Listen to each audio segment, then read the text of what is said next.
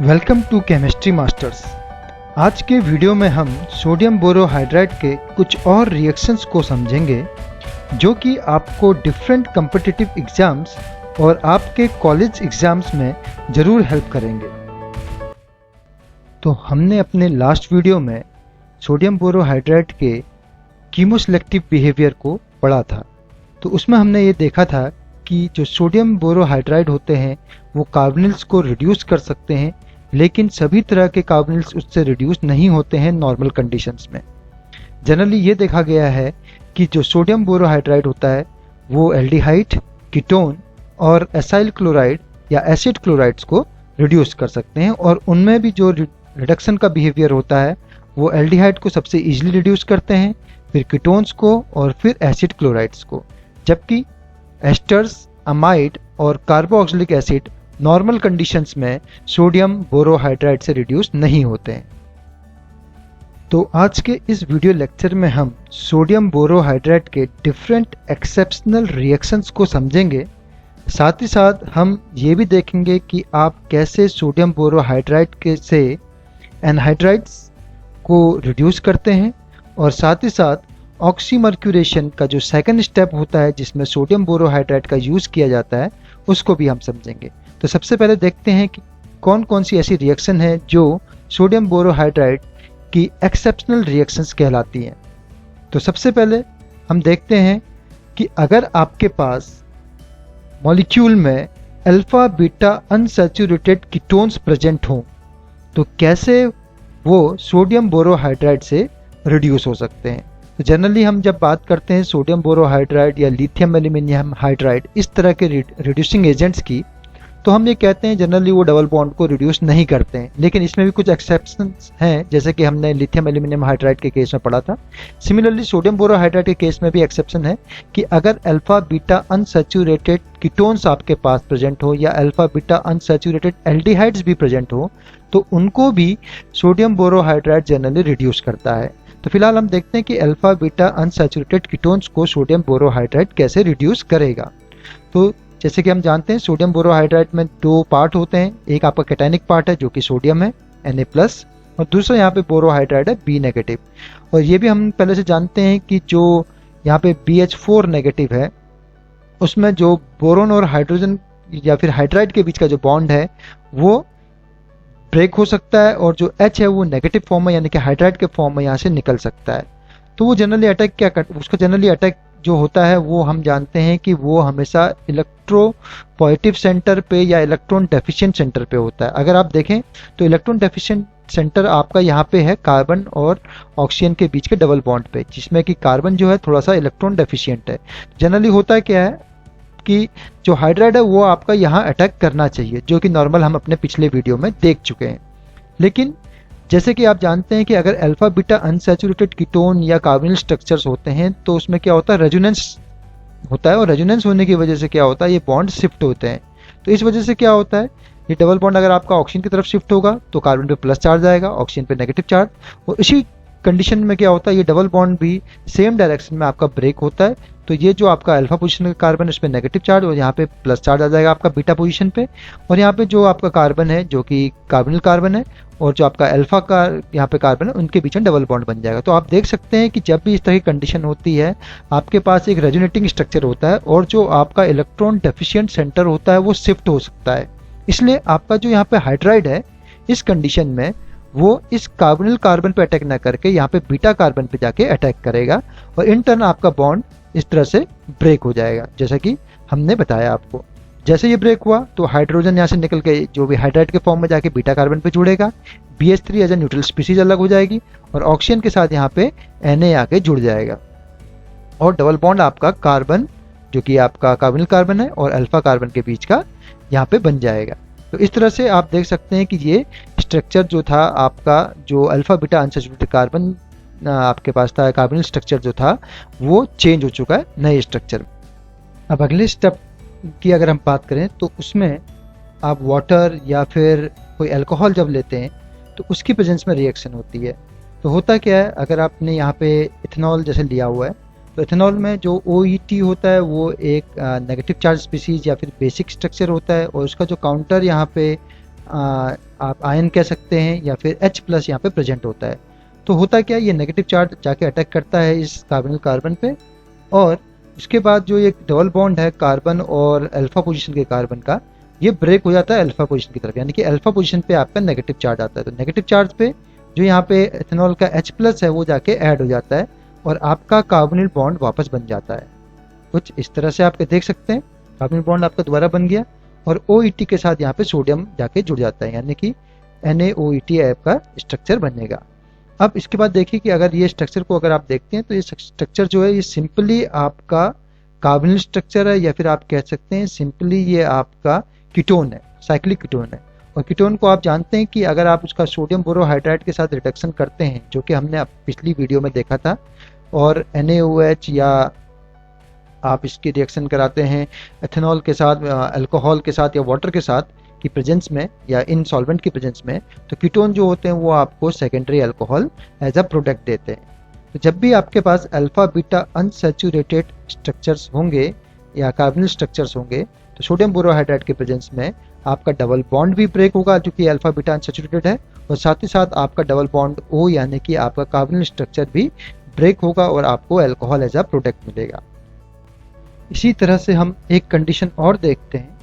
इस कंडीशन में अगर आप देखें तो फिर से आपके पास सेम मॉलिक्यूल है, अल्फा बीटा अनसैचुरेटेड कीटोन आपके पास है जो कि साइक्लिक मॉलिक्यूल है, और इसकी रिएक्शन अब आप करा रहे हैं सोडियम बोरोहाइड्राइड के साथ फिर से, लेकिन यहाँ पर एक स्पेसिफिकली आप दूसरा रिएजेंट ले रहे हैं जो कि है आपका सीरियम क्लोराइड। अब अगर सीरियम क्लोराइड के प्रेजेंस में आप रिएक्शन कराते हैं तो होता यह है कि आपका डबल बॉन्ड पे कोई फर्क नहीं पड़ता, यानी कि आपका अल्फा बीटा अनसैचुरेशन वैसा का वैसा ही रहता है।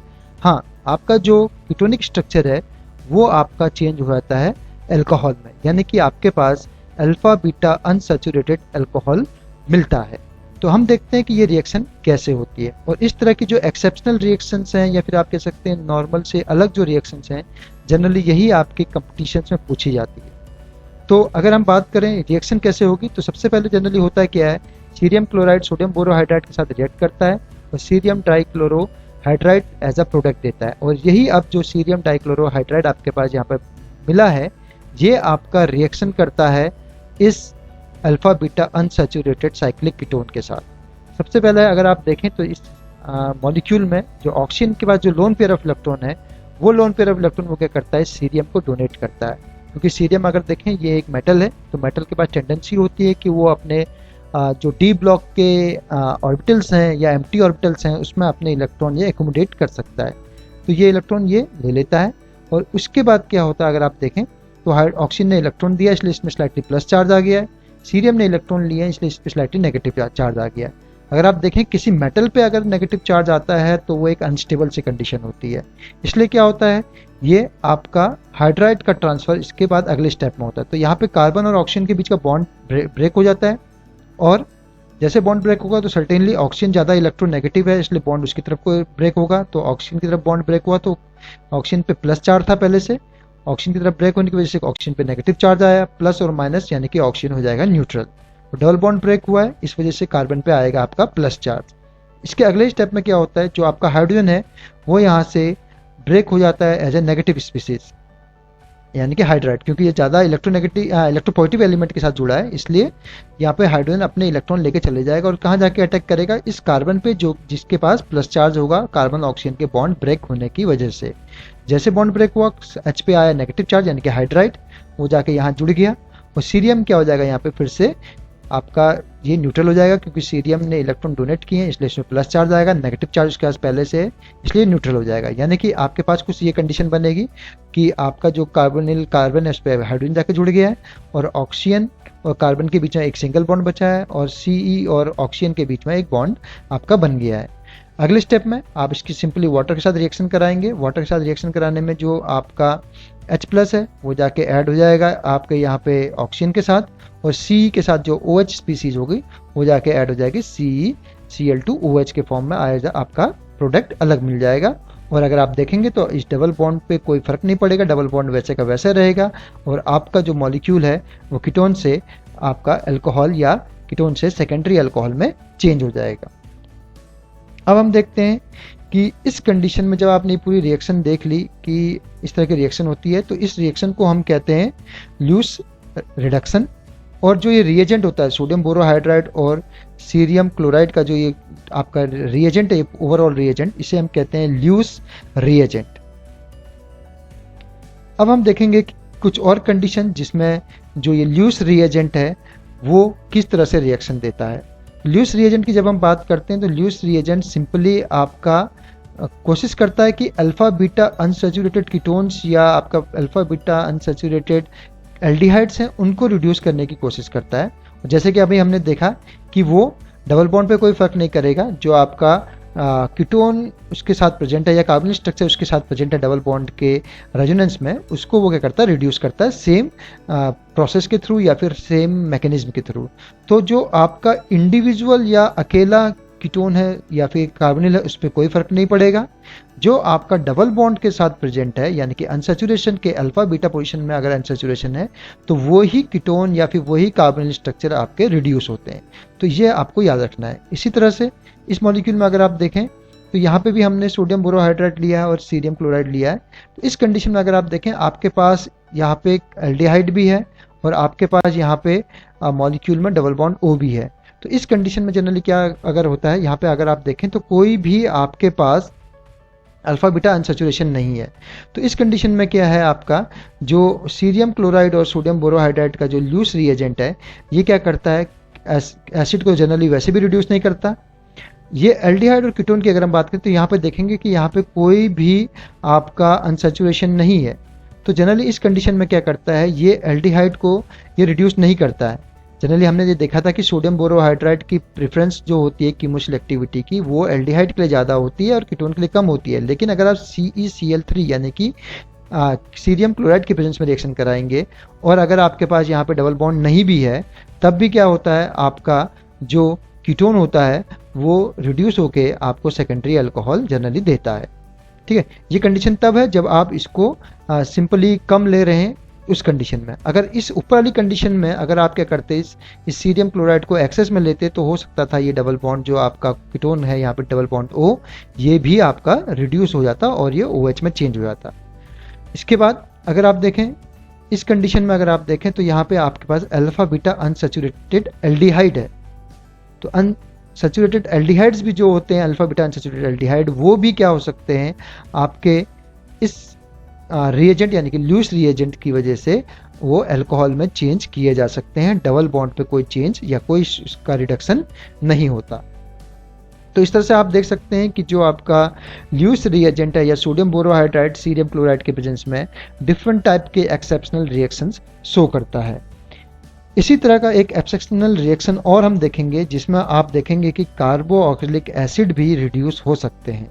तो जब भी आपका कार्बोऑक्सिलिक एसिड प्रेजेंट होता है और उसकी रिएक्शन आप करते हैं सोडियम बोरोहाइड्राइड के साथ, लेकिन आयोडीन की प्रेजेंस में और किसी नॉन प्रोटिक सॉल्वेंट की प्रेजेंस में, तब आपका जो कार्बोऑक्सिलिक एसिड है वो भी रिड्यूस हो सकते हैं और रिड्यूस होने के बाद वो आपको हमेशा प्राइमरी अल्कोहल देंगे। तो ये भी एक एक्सेप्शन रिएक्शन है और इस तरह के रिएक्शन हो सकता है कंपटीशन में जनरली पूछी जाए।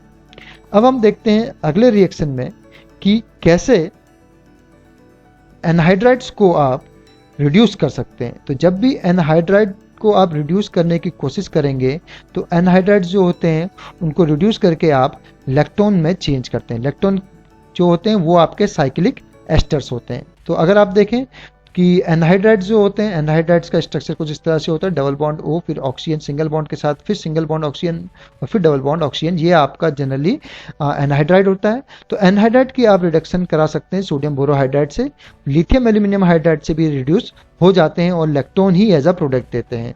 तो सोडियम बोरोहाइड्राइड के बारे में हम फिर से जानते हैं कि सोडियम बोरोहाइड्राइड में जो बोरोहाइड्राइड है वो अपना हाइड्रोजन डोनेट कर सकता है और वो डोनेट करता है आपके इलेक्ट्रॉन डेफिशिएंट सेंटर में। अगर आप देखें तो यहाँ पे 2 इलेक्ट्रॉन डेफिशिएंट सेंटर है, एक यहाँ पे ये C डबल बॉन्ड O, एक C डबल बॉन्ड O यहाँ भी है। ठीक है, तो ये आपका अटैक कुछ यहाँ पे कार्बन पे करेगा और कार्बन और ऑक्सीजन के बीच का बॉन्ड यहाँ पे ब्रेक हो जाएगा ऑक्सीजन की तरफ। तो हाइड्रोजन जाके ऐड हो जाएगा आपके इस कार्बोनिल कार्बन पे। ठीक है, और कार्बोनिल कार्बन पे अटैच हो जाएगा और अटैच होने के साथ ऑक्सीजन पे आ जाएगा यहाँ पे नेगेटिव चार्ज, जिसको कि सोडियम के द्वारा आपने यहाँ पे स्टेबलाइज कर दिया और BH3 आपका एज ए न्यूट्रल मॉलिक्यूल यहाँ से निकल जाएगा। और एक और चीज़ यहाँ पे जो ध्यान देने की वो ये है कि जो आपका सोडियम बोरोहाइड्राइड है नॉर्मली या नॉर्मल कंडीशंस में ये एनहाइड्राइड को रिड्यूस नहीं करता, या फिर जनरली इसकी अगर आप रिडक्शन कराना चाहते हैं तो आपको इसकी रिडक्शन के लिए DMF की ज़रूरत पड़ेगी, जो कि एक नॉन पोटिक सॉल्वेंट होता है। उसके अलावा यहाँ पे जो एक अगली कंडीशन है वो है आपकी कि रिएक्शन को आपने -0 डिग्री सेंटीग्रेड पे या फिर बहुत ही कम टेम्परेचर पे करना पड़ता है। तो इस तरह से आप देख सकते हैं कि आपका जो कार्बोनिल था वो ब्रेक होने के बाद उसमें कार्बन के साथ ऑक्सीजन जुड़ गया है और यहाँ पे आपका ऑक्सीजन के साथ Na आके जुड़ गया है, जो कि अगले स्टेप में क्या होता है, आपका ऑक्सीजन जो है वो अपना जो नेगेटिव चार्ज है वापस कार्बन पे अटैक करता है। जैसे अटैक करेगा यहाँ पे दूसरा जो कार्बन ऑक्सीजन के बीच का बॉन्ड है ये ऑक्सीजन की तरफ को ब्रेक हो जाता है। जैसे ब्रेक होगा ऑक्सीजन पे आ जाएगा नेगेटिव चार्ज और यहाँ पे आपका कार्बन और ऑक्सीजन के बीच में यहाँ पे डबल बॉन्ड बन जाएगा और एल्डिहाइड एज अ स्ट्रक्चर आपको एक साइड पे मिलेगा। और जो ऑक्सीजन पे नेगेटिव चार्ज आया यहाँ पे उसके साथ ये Na जाके अटैच हो जाएगा। अगले स्टेप में आप सोडियम बोरोहाइड्राइड के साथ फिर से इसकी रिडक्शन करा सकते हैं। सोडियम बोरोहाइड्राइड के साथ जब रिडक्शन करते हैं हम जानते हैं कि वो क्या करता है, आपका एल्डिहाइड को रिड्यूस करता है। अगर आप इस स्ट्रक्चर को देखेंगे तो ये आप कह सकते हैं कि ये सोडियम डेरिवेटिव है कार्बोक्सिलिक एसिड का, कुछ COOH की तरह ही स्ट्रक्चर है। और हम जानते हैं कि COOH या फिर उसके जो डेरिवेटिव्स होते हैं वो सोडियम बोरोहाइड्राइड से रिड्यूस नहीं होते हैं, इसलिए एल्डिहाइड रिड्यूस होगा और वो आपको प्राइमरी अल्कोहल यहाँ पे देगा।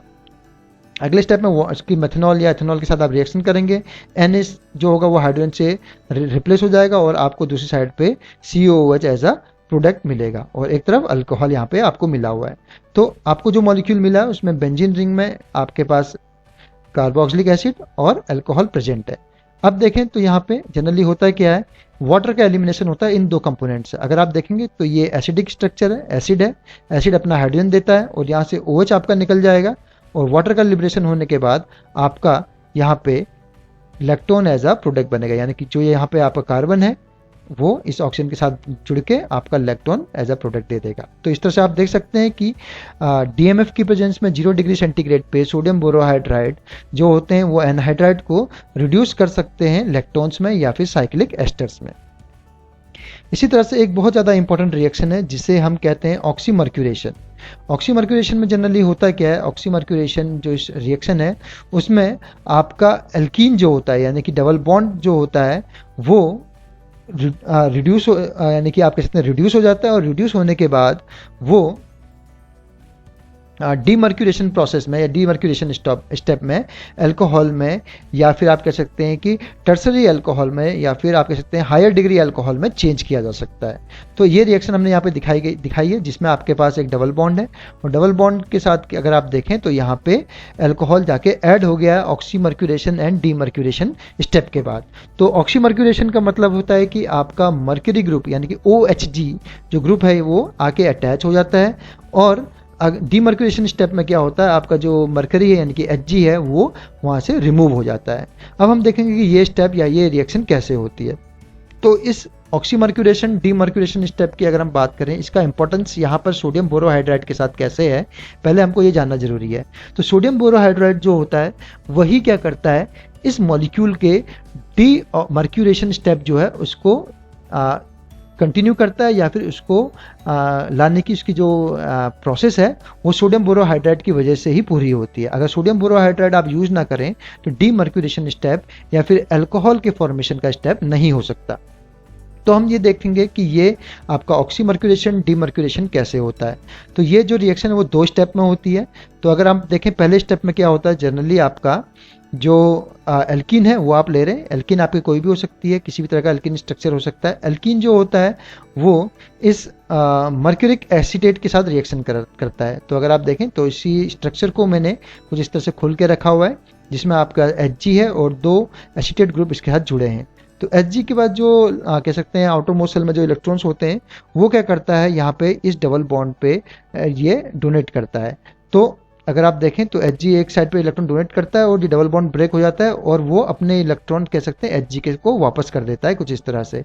तो एक साइक्लिक सा आपके साथ स्ट्रक्चर बनता है या फिर आप कह सकते हैं एक ट्रांजिशन स्टेट से स्ट्रक्चर बनती है, साइक्लिक स्टेट से स्ट्रक्चर जिसमें Hg और ये डबल बॉन्ड जो है वो एक दूसरे के नज़दीक आते हैं और अगले ही स्टेप में क्या होता है, यहाँ पर एक साइक्लिक स्ट्रक्चर बन जाता है। तो ये आपका कुछ कुछ चीलियोट्रॉपिक रिएक्शंस की तरह होता है। अगर चीलियोट्रॉपिक रिएक्शन जनरली क्या होते हैं, ये आपके पेरिसाइक्लिक रिएक्शंस होते हैं जिनमें आपके पास एक कार्बीन जनरली होता है। तो ये यहाँ पे कार्बीन की जगह आप समझ सकते हैं कि Hg टाइप ऑफ स्ट्रक्चर है, और वो आपका डबल बॉन्ड या फिर इलेक्ट्रॉन जो डेफिशिएंट सेंटर है, ये सॉरी जो इलेक्ट्रॉन ले सकता है उस सेंटर पे जाके अटैक करता है, और आपका एक यहाँ पे कुछ ट्रिपल 3 मेंबर साइक्लिक रिंग की तरह स्ट्रक्चर बनाता है। और अब हम जानते हैं कि 3 मेंबर जो साइक्लिक रिंग्स होती हैं वो अनस्टेबल होती हैं, किसी रिएजेंट के द्वारा आप इसको इजीली ब्रेक कर सकते हैं। तो यहाँ पर जो आपने वाटर लिया है उस वाटर की प्रेजेंस में यहाँ पे जनरली रिएक्शन होती है, और जिसकी वजह से ये रिएक्शन फॉरवर्ड चलती है। तो उससे पहले जनरली होता है क्या है, इनमें से एक एसीटेट, दोनों में से कोई भी एक अपना इलेक्ट्रॉन यहाँ से लेके चले जाता है, यानी कि यहाँ पर से OAC जो होगा वो ब्रेक हो जाएगा, Hg पे प्लस चार्ज आता है और OAC पे नेगेटिव चार्ज आता है जो यहाँ से अलग हो जाता है। इसके बाद जो होता है वो वाटर अटैक करता है, वाटर की रिएक्शन होती है। अब वाटर की अगर हम रिएक्शन की बात करें तो वो कहाँ पे अटैक करेगा, तो अगर जनरली हम देखते हैं तो यहाँ पे एक बहुत इंपॉर्टेंट चीज़ वो ये है कि जो वाटर है वो कहाँ पे अटैक करेगा। तो अगर आप देखें वाटर का जो ऑक्सीजन है वो इलेक्ट्रॉन डोनेट कर रहा है, और इलेक्ट्रॉन डोनेट करेगा तो कहाँ पे करेगा, जहाँ पे इलेक्ट्रॉन डेफिशिएंसी ज़्यादा होगी। इलेक्ट्रॉन डेफिशिएंसी कहाँ पे ज़्यादा होगी, वो आपको अब इन दोनों में से एक कार्बन पे ज़्यादा होगी। अब आपको देखना होगा, अगर आपका ये ऑक्सीजन यहाँ पे इलेक्ट्रॉन डोनेट करता है, इसका मतलब है कि कार्बन और Hg के बीच का ये बॉन्ड ब्रेक होता है। तो यानी कि यहाँ पे इस कार्बन पे प्लस चार्ज आएगा। इस कार्बन पे अगर प्लस चार्ज आता है, क्योंकि ये जैसे प्लस चार्ज आएगा तो यहाँ पे कार्बन जो होगा आपका 3 डिग्री कार्बन बनेगा। अगर ये वाटर यहाँ अटैक करता है तो ये बॉन्ड Hg की तरफ यानी कि मर्क्यूरी की तरफ टूटेगा, तो कार्बन पे यहाँ प्लस चार्ज आएगा। इसका मतलब है कि आपके पास जो यहाँ पे कार्बन बनेगा वो 2 डिग्री बनेगा। तो अगर आप देखें तो 2 डिग्री कार्बन आपके लेफ्ट साइड पे बन रहा है, 3 डिग्री कार्बन आपका राइट साइड पे बन रहा है। तो जनरली होगा क्या कि ऑक्सीजन अपने इलेक्ट्रॉन कहाँ पे डोनेट करेगा, वो इस साइड यानी कि आपके राइट हैंड साइड पे डोनेट करेगा। इसका मतलब है कि वाटर वहाँ पे अटैक करता है जहाँ पर हमेशा क्या होता है, चांसेस होते हैं हायर डिग्री का कार्बोकेटन बनने के। तो ऑक्सीजन अपना इलेक्ट्रॉन डोनेट करेगा, या वाटर यहाँ पे जो ऑक्सीजन के लोन पेयर इलेक्ट्रॉन वो डोनेट करेगा, और यहाँ पे कार्बन और Hg का बॉन्ड ब्रेक हो जाएगा Hg की तरफ। यहाँ पे फिर भी ये कंडीशन ये है कि Hg ज़्यादा इलेक्ट्रोपॉजिटिव होता है, जनरली वो इलेक्ट्रॉन नहीं लेता, लेकिन ये पहले से प्लस चार्ज है, इसलिए ये अपने इलेक्ट्रॉन्स को लेके अपना ऑक्टेट फिर से कंप्लीट करने की कोशिश करेगा। तो Hg इलेक्ट्रॉन लेके चले गया, और यहाँ पे इस कार्बोकेटाइन पे 3 डिग्री कार्बोकेटाइन पे आपका ये वाटर जाके अटैच हो गया है। अगर वाटर यहाँ पे अटैच हो गया, अगर आप देखें ऑक्सीजन पे प्लस चार्ज है, अनस्टेबल सी कंडीशन है, तो यहाँ से जो H है वो अपना इलेक्ट्रॉन, कोई भी एक H इलेक्ट्रॉन डोनेट करके चला जाएगा। जो H यहाँ से निकलेगा H प्लस के फॉर्म में निकलेगा, वो इस OAC के साथ यानी कि एसीटेट के साथ ऐड होकर अलग हो जाएगा, और यहाँ पे आपको अल्कोहल मिलेगा। तो अगर आप देखें तो ये फर्स्ट स्टेप है। फर्स्ट स्टेप में अगर आप देखते हैं कि क्या हो रहा है, जो आपका डबल बॉन्ड है वो अल्कोहल में चेंज हो गया है, लेकिन जो यहाँ पे मर्क्यूरिक एसीटेट स्ट्रक्चर है वो अभी भी इसमें अटैच है। और अगर आप इस प्रोडक्ट को देखें, यहाँ पे आपका हाइड्रोजन अटैच है, यानी कि ये स्ट्रक्चर यहाँ पे नहीं है। यानी कि अब जो सेकेंड स्टेप होगा वो सेकेंड स्टेप यहाँ पे सोडियम बोरोहाइड्राइड की वजह से ही आएगा। तो सोडियम बोरोहाइड्राइड जो होता है वो इस स्ट्रक्चर के साथ आपको रिएक्ट करेगा, जो कि लास्ट स्टेप में आपने बनाया था। तो सोडियम बोरोहाइड्राइड क्या करता है, जो हाइड्रोजन होता है यहाँ पे जो कि हाइड्राइड के फॉर्म में है, वो आपका अटैक करता है। तो वो कहाँ अटैक करेगा, सर्टेनली अगर आप देखें तो इस कार्बन और Hg में अगर आप देखें, या फिर Hg और इस ऑक्सीजन में देखें, तो Hg इलेक्ट्रोपॉजिटिव है, तो हाइड्रोजन जो होता है अपने इलेक्ट्रॉन डोनेट करता है इस Hg पे, और इंटरनल जो Hg और OAC है उसका बॉन्ड ब्रेक हो जाता है एसीटेट की तरफ को, यानी कि एसीटेट यहाँ से निकल जाएगा। एसीटेट जैसे निकला, OAC वो Na के साथ जाके अटैच हो जाएगा, और हाइड्रोजन जाके Hg से जुड़ जाएगा, और BH3 as a neutral species यहाँ से अलग हो जाएगा। तो आपका एसीटेट निकल गया, उसकी जगह हाइड्राइड आके जुड़ गया है। इसके अगले स्टेप में होमोलाइटिक फिजन होता है। आपका जो कार्बन और Hg के बीच का बॉन्ड है वो ब्रेक होता है दोनों तरफ अगर आप देखें, ठीक है। तो Hg जो होगा वो एज अ एक इलेक्ट्रॉन उसके पास आएगा और एक इलेक्ट्रॉन कार्बन के पास आएगा, तो यहाँ पे आपका फ्री रेडिकल स्पीसीज बनेगी। अगले स्टेप में जो हाइड्राइड है या जो H है यहाँ पे और जो Hg है, इन दोनों के बीच में भी जो बॉन्ड ब्रेक होता है वो होमोलाइटिक कंडीशन में बॉन्ड ब्रेक होता है। तो H पे एक इलेक्ट्रॉन आएगा, Hg पे दूसरा इलेक्ट्रॉन आएगा, तो Hg होगा यहाँ पे आपका न्यूट्रल स्पीसीज के फॉर्म में चेंज हो जाएगा, और जो हाइड्रोजन है जो H रेडिकल है वो जाके इस रेडिकल के साथ जुड़ के आपका टर्सरी अल्कोहलिक प्रोडक्ट आपको देगा। तो इस तरह से आप देख सकते हैं कि सेकंड स्टेप में कैसे सोडियम बोरोहाइड्राइड ने जो डीमर्क्यूरेशन का स्टेप है, यानी कि Hg को यहाँ से हटाने का स्टेप को कंप्लीट किया। तो इस तरह से आप देख सकते हैं कि सोडियम बोरोहाइड्राइड डिफरेंट टाइप के रिएक्शंस को देता है। उसकी कुछ कीमोसिलेक्टिव रिएक्शंस होती हैं, उसकी कुछ आप कह सकते हैं एक्सेप्शनल रिएक्शंस होती हैं। वो डिपेंड करता है कि किस तरह का रिएजेंट आप ले रहे हैं सोडियम बोरोहाइड्राइड के साथ। तो ये सारी एक्सेप्शनल रिएक्शंस आपको समझनी चाहिए, इन सब का आपको नॉलेज होना चाहिए, ताकि आपकी जो कम्पिटिटिव एग्जाम्स हैं जैसे नेट एस CSIR गेट, ये सब इनमें भी ये क्वेश्चन जनरली पूछे जाते हैं। इसके अलावा ऑक्सीमर्क्यूरेशन डीमर्क्यूरेशन की जो रिएक्शन होती है, इसमें डीमर्क्यूरेशन स्टेप में भी आपका sodium borohydride as a reagent use किया जाता है, जिसमें वो मर्करी यानी कि Hg को रिप्लेस कर देता है या फिर हटा देता है। तो होप कि आपको ये वीडियो ज़रूर पसंद आया होगा। आप सब प्लीज़ हमारे वीडियो को ज़्यादा से ज़्यादा शेयर कीजिए, लाइक कीजिए, और आपको वीडियो कैसा लगा ज़रूर इस पर कमेंट कीजिए। और हम चाहेंगे कि आपके जो भी क्वेरीज़ हैं, जो भी आपके क्वेश्चंस हैं, आप ज़रूर हमें को शेयर कीजिए। और आपको अगर लगता है कि हमें कुछ स्पेसिफिक टॉपिक्स पे वीडियो बनाना चाहिए तो वो भी आप हमें बता सकते हैं। Thank you for watching our video and please like our videos and subscribe our channel. Thank you.